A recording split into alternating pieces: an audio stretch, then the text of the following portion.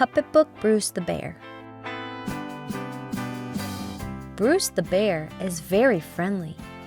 He enjoys spending time with his friends, the toucan, fox, monkey, and koala. In the daytime, Bruce lays on the green grass and watches colorful parrots fly by. He rolls on the ground, lets out a hiccup sound, and laughs out loud.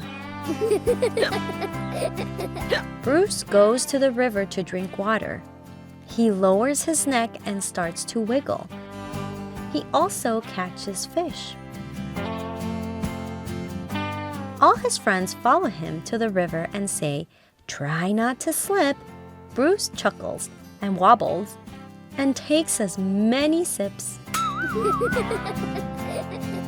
Bruce plays with the elephant, zebra, hippo, and monkey while Porcupine sees from afar.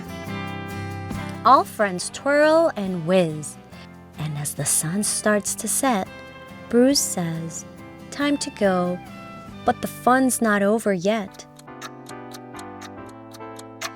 As the stars shine, the giraffe says, "Bruce, let's party to finish the day." So the bear and his friends play musical instruments, dance, sing, and eat honey the entire night.